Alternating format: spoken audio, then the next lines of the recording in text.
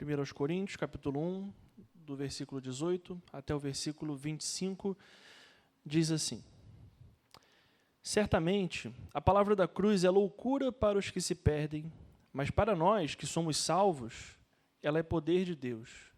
Pois está escrito: destruirei a sabedoria dos sábios e aniquilarei a inteligência dos inteligentes.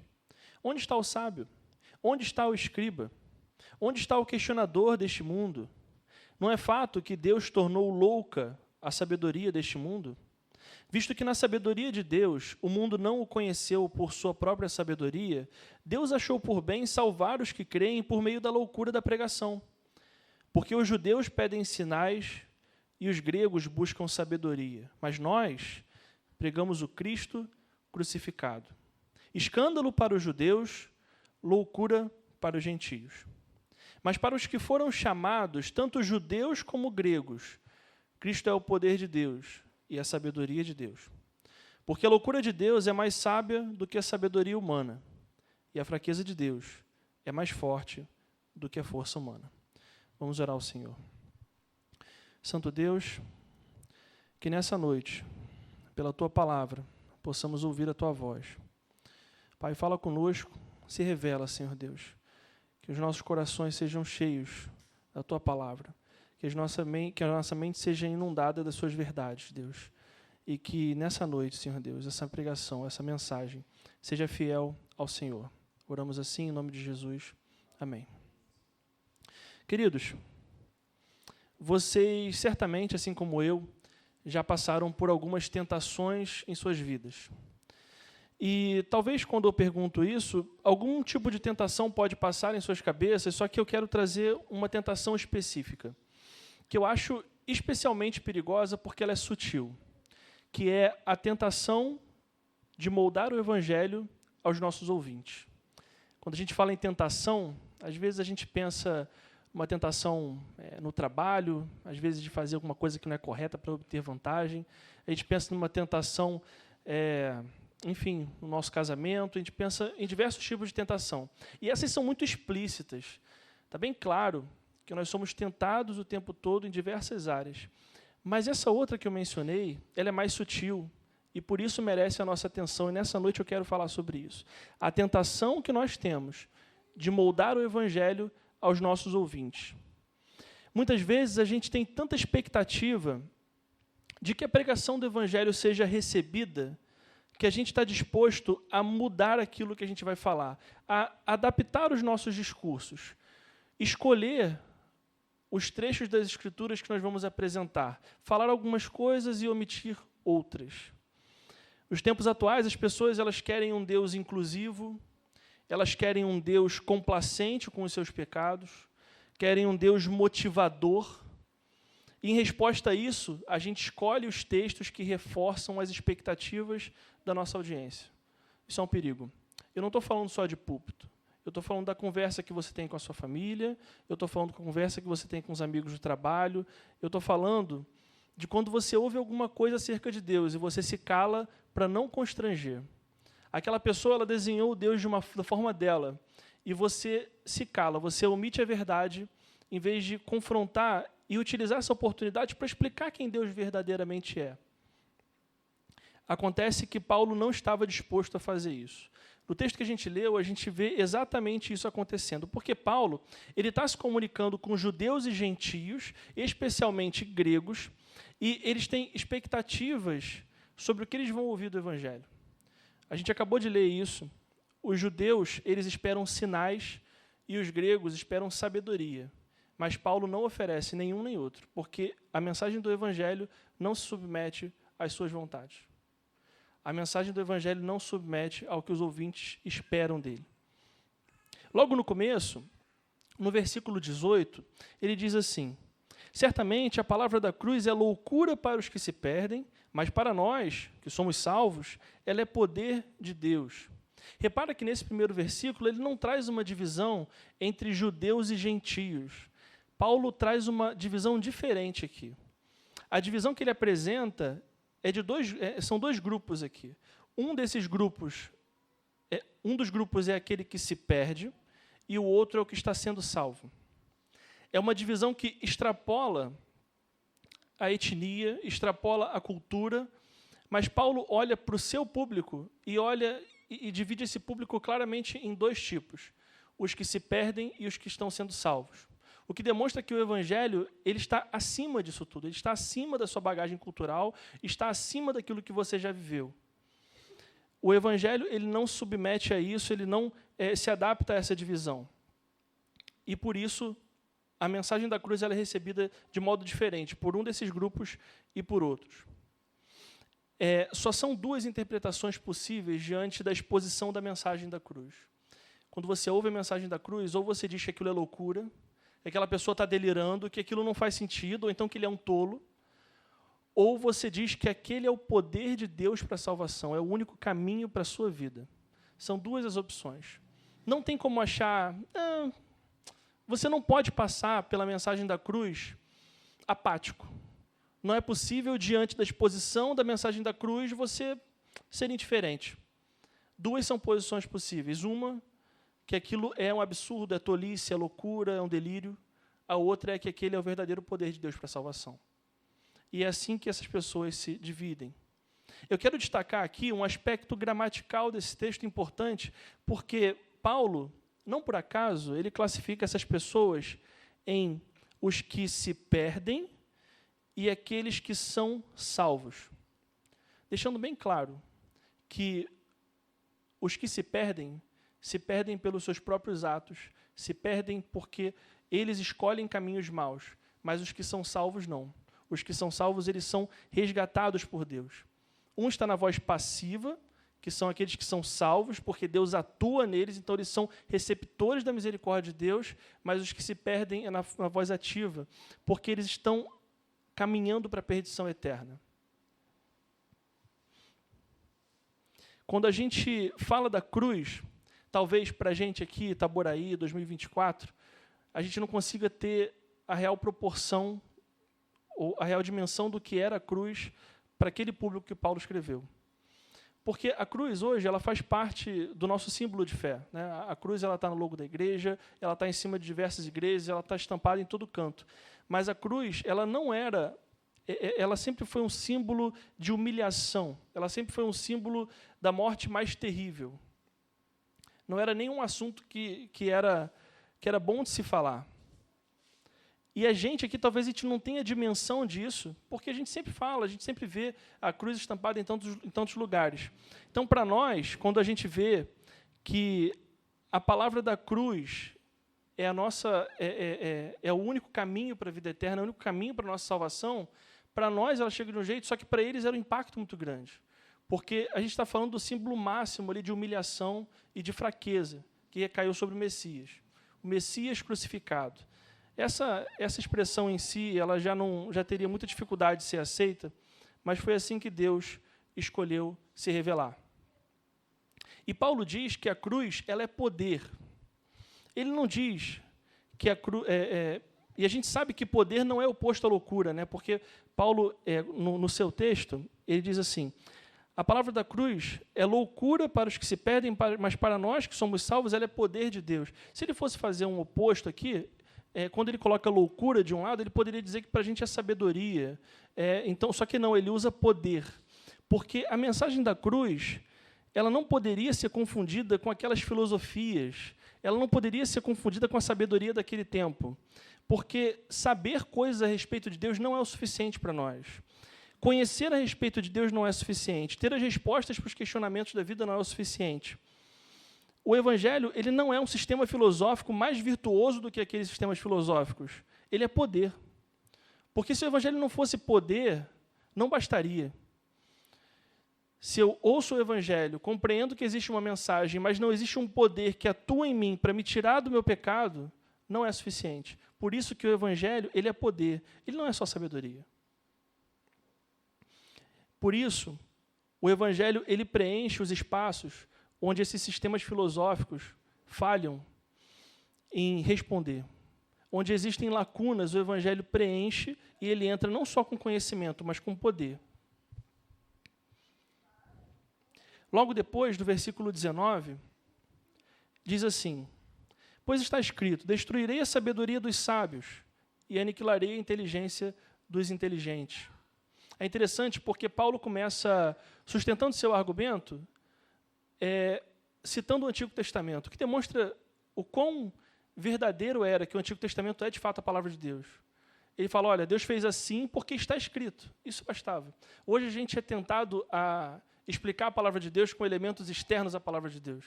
A gente é tentado a validar Deus com elementos alheios a Deus. Mas Deus não está submisso a isso. Deus não se submete a esse tipo de chancela. E Paulo deixa bem claro que o fato de ser a palavra de Deus era o critério último para que isso fosse considerado verdade para as nossas vidas. Então, ele diz, está escrito, e menciona um texto de Isaías, Isaías 29, 14. E esse texto de Isaías, Deus está atuando no curso da história para frustrar aqueles que tentam dominá-lo com conhecimento. Aquelas pessoas, elas pensam que dominaram a Deus, elas pensam que têm o controle sobre Deus. E falam, olha só, Deus, na verdade, está dizendo assim, olha, se vocês buscam me encontrar por conhecimento, eu não vou te entregar conhecimento, eu vou te entregar sinais, eu vou te entregar maravilha, eu vou te entregar milagres.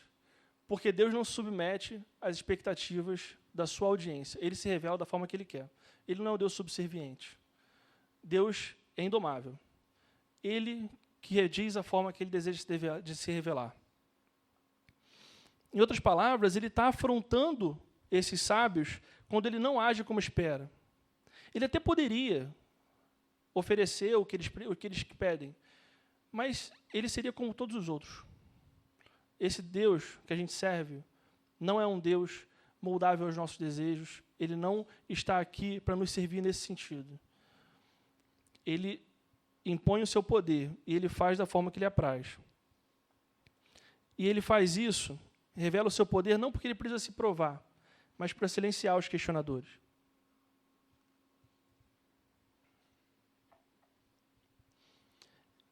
Logo depois, nos versículos 20 e 21, está dizendo assim, onde está o sábio? Onde está o escriba?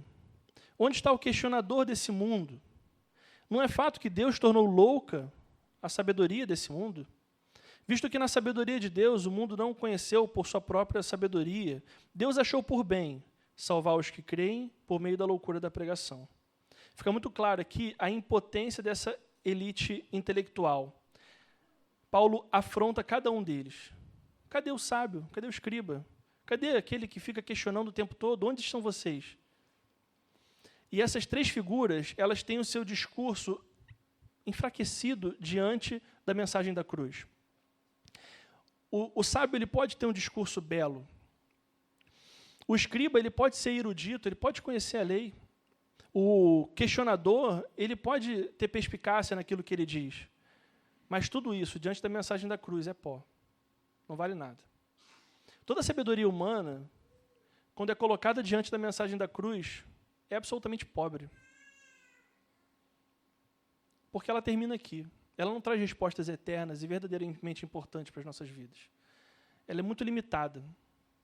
Muitas pessoas se deixam levar pelo que essas filosofias contemporâneas trazem.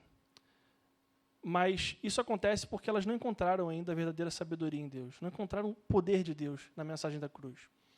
Porque tudo isso torna-se muito menos valoroso. Essa mensagem bonita, eloquente, que antes poderia até ser vista por admiração, os coríntios gostavam disso. Eles admiravam quem tinha um bom discurso. Agora é absolutamente irrelevante, porque não corresponde às expectativas eternas desse povo. Então, Deus, ele escolhe se revelar de um jeito absolutamente democrático. Deus ele não se revela pela eloquência. Ele não se revela só aos mais inteligentes, aos mais sábios, aqueles que são letrados, aqueles que são formados e com capacidades intelectuais que se destacam. Ele decidiu alcançar aqueles que abrem mão do seu orgulho e da sua vaidade para aceitar uma mensagem absolutamente controversa, que é um Salvador crucificado. Deus não veio para os sábios, Deus não veio para os eloquentes, Deus não veio para os intelectuais. Ele veio para todos. Se ele se revelasse somente de forma intelectual, o seu alcance seria limitado. Mas o Senhor Deus não se limita por isso. O homem simples e letrado, quando ele é exposto ao Evangelho, ele pode crer. E não é porque ser simples e letrado é melhor do que ser sábio. É porque o Evangelho é poderoso. Em nenhuma possibilidade, o mérito está em quem recebe o Evangelho. Mas o mérito está no poder de Deus, que alcança pessoas que não merecem. E esse poder, ele se demonstra de uma forma muito maior, quando ele alcança pessoas que não têm esse destaque intelectual. Porque Deus está dizendo que ele faz da forma que ele deseja fazer. Assim, todo aquele que se despida da sua própria sabedoria, da sua vaidade, do seu orgulho, pode ter um verdadeiro encontro com Deus. Deus não se fecha, nem ao ignorante, nem ao sábio. Mas ele se fecha para aquele que deseja enclausurar a Deus nas suas próprias ideias. Se você quer ter um Deus que cabe dentro dos seus limites, o meu Deus é assim, mas ele não faz aquilo, ele é dessa forma, você está buscando um ídolo. Você não está buscando a Deus. Deus é o que é. Os ídolos são o que você busca deles. Muitas vezes, pessoas dão o nome de Deus para ídolos. Pessoas dizem que adoram a Deus, mas na verdade elas estão adorando a elas mesmas, as suas próprias expectativas, seus próprios desejos, o que ela desenhou para ser o seu Deus. Nos versículos 22 e 23, diz assim: porque os judeus pedem sinais e os gregos buscam sabedoria, mas nós pregamos o Cristo crucificado, escândalo para os judeus, loucura para os gentios. Aqui eu reforço o que eu falei no começo. A mensagem de Paulo, ela é inflexível. Ele não está entregando para os ouvintes o que eles querem ouvir. Isso é muito importante. Os judeus, eles clamam por sinais, mas eles recebem o escândalo da cruz. E os gregos, quando clamam por sabedoria, eles recebem a loucura da cruz. Deus não vai entregar o que você deseja receber para confirmar quem Ele é. Ele vai entregar quem Ele é. Ele vai entregar o que Ele deseja fazer para se revelar. E a gente, muitas vezes, põe condições a Deus. A gente diz, olha, Deus, eu vou te servir se você fizer isso, isso, isso. Eu vou te servir se você resgatar o meu casamento. Eu vou te servir se você me livrar do meu vício. Eu vou te servir se você fizer tal sinal. Mas Deus não se submete a isso. Deus não se submete a isso. A gente não deve provar a Deus. Deus é quem Ele é. E isso não tem nada a ver com incapacidade, porque Deus poderia sim, Ele poderia oferecer todos os sinais, Ele poderia demonstrar mais elevada sabedoria, mas isso só demonstraria que Ele é um Deus subserviente. Ele é um Deus que se humilha diante do seu servo, que não faz sentido nenhum. O nosso Deus não é assim. E muito embora Deus trabalhe por nós e nos dê graciosamente a salvação, Ele faz isso conforme a sua vontade, e não porque a gente colocou Ele contra a parede. Porque você pode ouvir isso, mas olha, Gustavo, será que esse Deus é alheio ao nosso sofrimento? Será que esse Deus é alheio às nossas demandas? Não. Ele nos entregou o que é mais precioso, a um custo de sangue. Ele não poupou seu filho para fazer isso, mas Ele fez nos seus termos, conforme a tua boa vontade, para o nosso bem. Mas porque Ele desejou fazer. E não porque a gente colocou Deus na parede e deu as condições do que Ele deveria fazer por nós. Então, essa expectativa dos gregos e dos judeus revela a idolatria nos seus corações, porque eles estão projetando em Deus as suas expectativas de como Deus deveria ser. E esse é um erro que a gente pode cair. Isso ainda é muito comum nos nossos tempos, não está distante. Muito embora o texto seja de quase 2000 anos atrás, isso não está distante da nossa realidade. Porque a gente vê multidões se deslocando em busca de milagres, a gente vê multidões se deslocando em busca de erudição, e essas pessoas, na verdade, elas não estão buscando a Deus, elas estão buscando a um ídolo. Elas estão buscando aquele que faça a sua vontade. O problema é que elas não percebem muitas vezes que ídolos exigem sacrifícios. E isso nos custa muito caro. O que essas pessoas estão dispostas a sacrificar em prol desse ídolo que elas estão buscando, esse Deus que elas desenharam. E a gente vê também no nosso tempo muitas pessoas que fazem juízo de valor sobre Deus. Bom, isso aqui eu concordo, isso eu não concordo, isso aqui eu acho inadequado, isso eu quero para mim ou isso eu não quero. Eu acho que aqui Deus foi preconceituoso, eu acho que aqui Deus foi injusto, e a criatura está querendo dizer ao Criador se o que ele faz é bom ou não. E a criatura está querendo dizer ao Criador se o que ele faz é certo ou não. É uma inversão de valores. Deus não se submete a isso. Quem somos nós para julgar o Senhor? Que arrogância. Deus não está submetido nem está à expectativa de saber o que você acha a respeito do que Ele fez. O que Deus fez é bom. É aí que se define o que é bom. A vontade de Deus manifesta, revelada, isso é bom. E Ele faz o que é bom. Nós não estamos em posição de julgar ao nosso Deus. Nós não estamos em posição de julgar ao Senhor. Mas, até como um contrassenso, esse Deus que eu estou relatando, ele não carrega consigo um triunfo, mas fraqueza e humilhação pela cruz. Essa fraqueza e humilhação que, para os que se perdem, é loucura, mas para os que são salvos é poder. É poder porque é aquilo que nos resgata, é aquilo que nos dá vida. As pessoas podem não compreender, mas a cruz de Cristo, Cristo crucificado, que para muitos é loucura, é um escândalo pela contradição de termos, como eu falei, para nós é poder. A forma como a gente olha para esse Cristo é diferente. E aqui, no versículo 24, Paulo diz assim: mas para os que foram chamados, tanto judeus como gregos, Cristo é o poder de Deus e a sabedoria de Deus. Logo no começo eu falei que Paulo apresenta para a gente uma nova classificação de pessoas. Ele não se prende ali a judeus e gregos, mas ele apresenta os que se perdem e os que são salvos. E aqui Paulo reforça isso. Apesar de falar em judeus e gregos, mas repara, olha só a qualificação. Para os que foram chamados, tanto judeus como gregos, Cristo é o poder de Deus e a sabedoria de Deus. As barreiras, elas são derrubadas, não importa se você é grego, não importa se você é judeu, se você é gentio. Se você foi chamado, Cristo é o poder de Deus e a sabedoria de Deus. Os nossos olhos, a nossa vista, ela é ressignificada à medida que nós somos chamados por Deus. Quando Deus nos chama, apesar de antes olharmos para a cruz e a vermos como loucura, depois passamos a olhar e vemos como poder.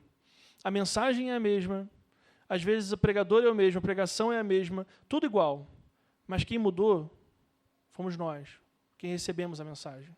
O que importa aqui não é a mudança da mensagem para convencer quem está ouvindo. Isso não é honesto, isso não é certo. O que importa aqui é que o coração de quem ouve seja mudado, seja transformado pelo chamado eficaz de Deus. E os seus olhos vão olhar para a cruz, eles não verão mais loucura, mas verão o poder de Deus. Isso é o importante. E aqui tem uma motivação para que, em nenhum tempo, nós cedamos na proclamação da mensagem da cruz. Não cedam. Continuem fiéis à mensagem da cruz. Porque no tempo oportuno, de acordo com a vontade de Deus, aqueles que a ouvem terão os seus corações transformados. Os seus olhos vão ver de outra forma. A sua interpretação será diferente, porque ele será alterado. O que antes era loucura, agora se tornou poder.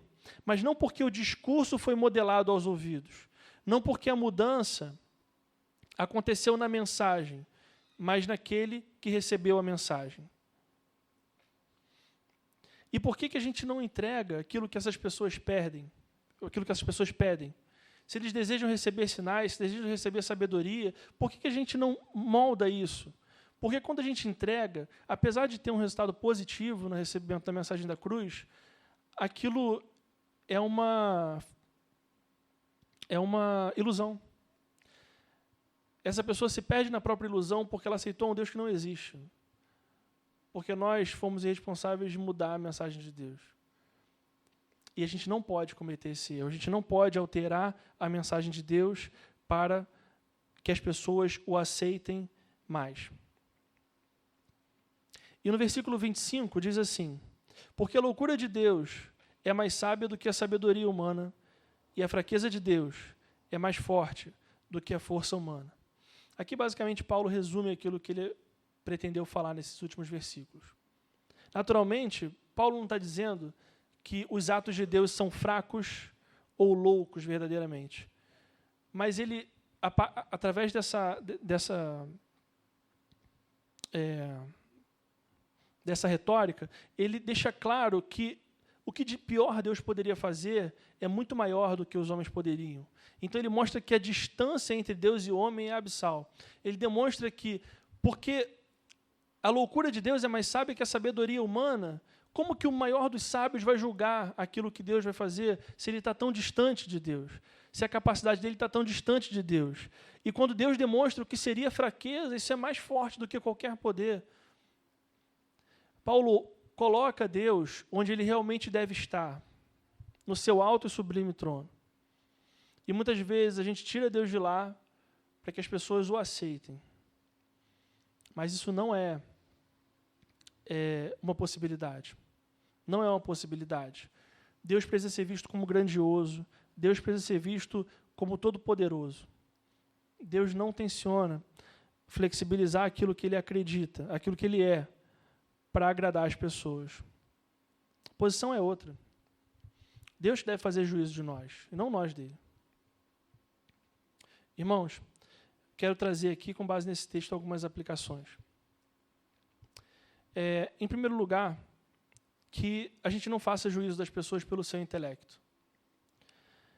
Como eu falei, Deus não veio para sábios ou eruditos, e a sabedoria do mundo, ela não possui valor algum para compreender a Deus. Não ajuda em nada. Pelo contrário, pode até ser um obstáculo, porque muitas vezes ela vem acompanhada de arrogância, de prepotência, e se torna mais difícil ainda receber a Deus. Então, não subestime quem é simples, humilde, e não priva esse tipo de pessoa da exposição do Evangelho. O Senhor Deus veio para todos, e é um erro terrível a gente entender a mensagem do Evangelho como algo que deve ser intelectualizado a um grupo específico de pessoas. Então, em primeiro lugar, não faça juízo das pessoas pelo seu intelecto. O poder de Deus é muito maior do que isso. É muito maior. Muito provavelmente, eles estão muito mais perto de aceitar o Senhor do que os eruditos. Segundo lugar, não molde a pregação do Evangelho ao gosto do seu ouvinte. Como eu retomei algumas vezes aqui e reforço no final, se uma pessoa ela aceita uma mensagem modificada do Evangelho, ela não está aceitando a Cristo. Ela está aceitando uma versão modificada de Cristo. E essa versão modificada não salva. Essa versão modificada não resgata, não purifica, não santifica. Em nada tem a ver. A conversão a um Deus criado para atender suas vontades é pior do que a incredulidade. Às vezes, quando a gente expõe o Evangelho de modo adaptado para as pessoas, para que elas aceitem, e elas aceitam, a gente pode achar que isso é bom, porque ela está mais próxima de Deus, mas não, ela está mais distante. Porque ela acha que está tudo bem. E é importante que as pessoas saibam que não está tudo bem. Quando ela ouve esse Evangelho modificado, ela acredita, ela pensa que ela está trilhando o caminho da salvação, mas, na verdade, os seus passos estão indo para a perdição eterna. Se esse Cristo modificado não é o nosso Senhor, não é o Salvador, não é o Deus da Bíblia, essa pessoa caminha para a perdição eterna. Nós não queremos ser participantes disso, nós não queremos colaborar para isso, para enganar pessoas com discursos modificados para que elas se sintam bem, mas que o seu caminho não seja mudado. Nós precisamos falar as duras verdades do Evangelho, para que, diante disso, Deus, com o seu poder, alcance corações e transforme corações. Deus é poderoso. Inclusive para os improváveis, como todos nós. Todos nós improváveis. Cada um à sua forma. Todos nós pecadores. Cada um com os seus. Cada um com as suas lutas. Nós não somos melhores do que aqueles que não creram ainda. E assim como Deus alcançou a gente, Deus pode alcançar qualquer outra pessoa. Sábios, intelectuais, ignorantes, iletrados, enfim, qualquer um. Em terceiro lugar, confie no poder de Deus para transformar pessoas. A gente viu que a visão daquelas pessoas que são salvas, ela é modificada independente de serem judeus ou gentios. Com isso, a gente entende que o poder de Deus para modificar a visão de uma pessoa não depende daquilo que ela já carregou até aquele momento. A gente poderia até pensar, bom, para os judeus deve ser mais fácil. Não. Porque Deus demonstra o seu poder dizendo, olha só, não importa se você era judeu ou gentio, mas se você foi exposto à mensagem do Evangelho e creu, pronto. Você faz parte de um outro grupo de pessoas e que ultrapassa tudo isso, que está acima de tudo isso. Então a bagagem de alguém, não importa no que ela já creu, os lugares que ela já frequentou, o que ela já viveu, aquilo que a gente já passou, nada disso nos faz menos aptos a receber o Evangelho. Porque Deus supera tudo isso. Ele não se prende a isso. Essas histórias, elas demonstram, na verdade, o quão grande é o nosso Deus. Pessoas que foram resgatadas de lugares terríveis deixam bem claro que o nosso Deus é poderoso para resgatar. Para não haver dúvida nenhuma de que quem fez aquilo foi Deus. Certamente você deve conhecer alguém assim. Que você olha para a história dela e depois quem ela se tornou e fala, não é possível. Não existe outra possibilidade, senão o próprio Deus tem intervido nessa vida. Então, confie no poder de Deus para transformar pessoas. 3 aplicações. Não faça juízo das pessoas pelo seu intelecto. Não molde a pregação do Evangelho ao gosto do seu ouvinte. E confie no poder de Deus para transformar pessoas. Vamos orar ao Senhor? Santo Deus, Pai, diante da exposição da sua palavra, eu te peço, Pai, que aquilo que foi falado tenha encontrado lugar fértil em nossos corações. Que a gente saia daqui, Deus, refletindo na sua mensagem, pensando naquilo que foi dito nessa noite e dispostos a fazer a tua mensagem proclamar de modo fiel e dedicado ao Senhor. Independente dos resultados, Deus, porque nós sabemos que o resultado da pregação do Evangelho é dado pelo Senhor e não pelas nossas capacidades. Deus amado, nos livre e nos proteja de modificar o teu Evangelho. Senhor Deus, não deixe, Senhor Deus, que a gente faça com o teu Evangelho o que a gente julga melhor, mas que a gente seja fiel até o fim, confiando que o Senhor não desampara a pregação fiel da tua mensagem e, através dela, o Senhor acompanha incrédulos, o Senhor alcança incrédulos, independente da sua história, independente daquilo que viveram, Senhor Deus. Nos ajuda a sermos fiéis ao Senhor e em tempo nenhum cedermos às tentações desse mundo, de modificarmos a tua mensagem e tornarmos ela mais palatável. Ajuda a gente, Senhor Deus. Em nome de Jesus, amém.